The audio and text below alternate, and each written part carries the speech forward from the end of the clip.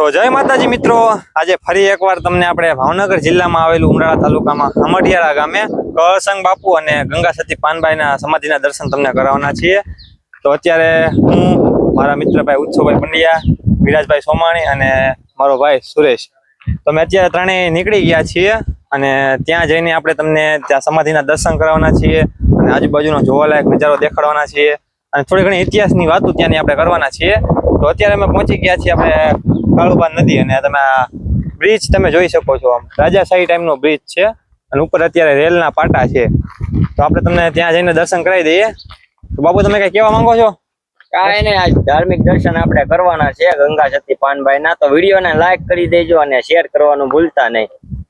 તો મિત્રો આપણે ડિસ્ટન્સની વાત કરી લઈએ તો ઉમરાળાથી 16 કિલોમીટર, વલભીપુરથી 25 કિલોમીટર અને ભાવનગરથી 57 કિલોમીટર અંતરે આ પવિત્ર ધામ આવેલું છે અને ત્યાં જઈને આપણે આ સમાધિના દર્શન તમને કરાવવાના છીએ।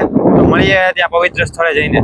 તો મિત્રો આપણે ગંગા સતી પાનબાઈ આશ્રમ પહોંચી ગયા છીએ, તમને બતાવી દો, સામે તમે જોઈ શકો છો અને બાજુમાં કાળુબા નદી, આપણે એનો તમને નજારો બતાવી દઈએ। અત્યારે પાણી ચાલુ થઈ ગયું છે। તો મિત્રો અમે તમારા માટે આવી મહેનત કરીએ છીએ કે ગુજરાતના તમામ નાના મોટા ધાર્મિક સ્થળના તમને દર્શન કરવાનું વચન તમને આપેલું છે આપણે। તો વિડીયોના અંત સુધી બન્યા રહો, તમને સમાધિના દર્શન કરાવી દઈએ અને થોડો ઘણો ઇતિહાસ પણ તમને જણાવી દઈએ।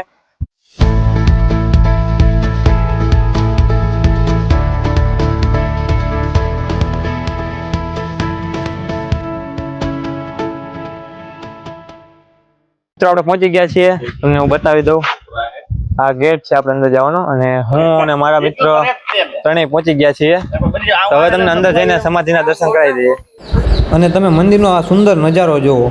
આ આખું આશ્રમ બહુ મોટા વિસ્તારમાં આખું વિસ્તરેલું છે અને હવે તમને આપણે પૂજ્ય કળસંગ બાપુની સમાધિ વિશે થોડી ઘણી વાત કરી લઈએ।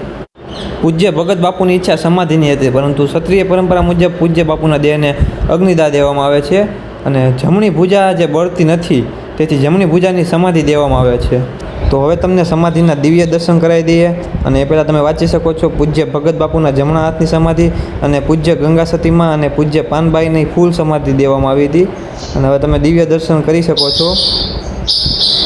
આખું આમ અદ્ભુત તમને નજારો જોવા મળશે અને એની બાજુમાં જ તમને ભગવાન રામ, લક્ષ્મણ અને માતા સીતાના તમને દિવ્ય દર્શન કરવા મળશે અને હજી એક તમને શિવજીના પણ દર્શન કરવા મળશે, એમના પણ તમને દર્શન કરાવી દઈએ।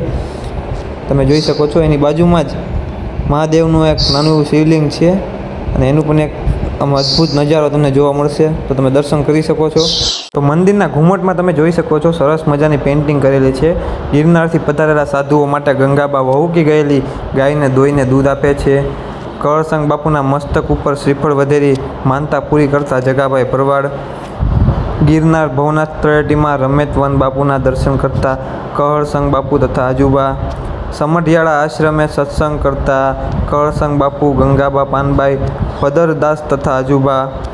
તમે સરસ મજાની પેઇન્ટિંગ અને તમને એના ઇતિહાસ ઘુમ્મટમાં તમને જોવા મળશે અને હજી આવા બે ઘુમ્મટ છે, એમના પણ તમને એમ પેઇન્ટિંગ બતાવી દઈએ। ગંગા પાર ઉતારતા કેવટ, જટાવીને મોક્ષ આપતા શ્રી રામ, સબરીબાઈના બોર આરોગતા શ્રી રામ, ગુરુ વશિષ્ઠ પાસે બાણ વિદ્યા શીખતા ભાઈઓ સાથે શ્રી રામ અને શ્રી વિશ્વામિત્ર ગુરુ સેવા શ્રી રામ અને લક્ષ્મણ। તો આ પણ તમે પેઇન્ટિંગ કેવી સરસ મજાની પેઇન્ટિંગ ઇતિહાસ સાથે બનાવવામાં આવેલ છે અને હજી એક શિવજીની છે, એ પણ તમને બતાવી દઈએ। મહાદેવનું પૂજન કરતા શ્રી વિષ્ણુ ભગવાન, માનસરોવરમાં શિવજી પાર્વતી, ગોકુળમાં બાળકૃષ્ણના દર્શન કરતા શિવજી, શિવજીના દર્શન કરતા શ્રી ગણેશ, ભગીરથથી ગંગા અવતરણ। તમે જોઈ શકો છો કેવી સરસ મજાની પેઇન્ટિંગ ઘુમ્મટમાં બનાવવામાં આવી છે અને મંદિરની સામે બીજી તમને 6-7 પેઇન્ટિંગ જોવા મળશે, જેમાં જીવા પટેલની ગાયને સજીવન કરતા પરમ પૂજ્ય શ્રી કળસંગ બાપુ અને જ્યારે ગાયને સજીવન કરીને ઘરે પાછા આવે છે ત્યારે ગંગા સતીમાં એમને શું કહે છે એ પણ તમને પેઇન્ટિંગમાં લખેલું જોવા મળશે અને ગંગા સતીમાની વાત સાંભળીને કળસંગ બાપુ 3 દિવસના એકાંતમાં હોઈ જાય છે અને પછી એ સમાધિ લે છે અને પછી ભગત બાપુના તે જ ત્યાગ પછી ગંગા સતીમાં પાનબાઈને 52 ભજનનો સાર સમજાવે છે અને ગંગામાં પાનબાઈના માથે હાથ મૂકીને પરમાત્માનો સાક્ષાત્કાર કરાવે છે અને પછી પૂજ્ય ગંગાબાના દેહ ત્યાગ પછી જ્યારે પાનબાઈ છે એ આપણે અજુભા બાપુને 3 ભજનનો સાર સમજાવે છે અને ભૂદરદાસ બાપુ તેનું લેખન કરે છે. અને આ બધી પેઇન્ટિંગની નીચે જે લખેલું છે તમારે વિડીયો સ્ટોપ કરીને વાંચવાની જરૂર છે. ખરેખર જાણવા જેવું મળશે. તો મિત્રો અત્યારે તમને મંદિરની પાછળની જે જગ્યા છે ને ત્યાં તમને એક મોટી જગ્યા મળશે. ત્યાં આપણે સત્સંગ ને એવું બધું સંતવાણી ને એવું બધું થતું હોય. જગ્યા તમે જુઓ ખાલી. અને ભક્તિમાં ખલેલ ન પહોંચે એટલે ગામની બહાર ગંગા સતીમાં અને પાનબાઈમાં અને કળસંગ બાપુ અહીંયા ભજન અને પોતાનું તપ કરતા એમ. અને પરમ પૂજ્ય શ્રી કળસંગ બાપુના સ્વહસ્તે આ શ્રી હનુમાનજી મહારાજની સ્થાપના કરેલ છે. તો તમે દર્શન કરી શકો છો. અને હજી તમને દર્શન થોડા કરાવી દઈએ નજીકથી.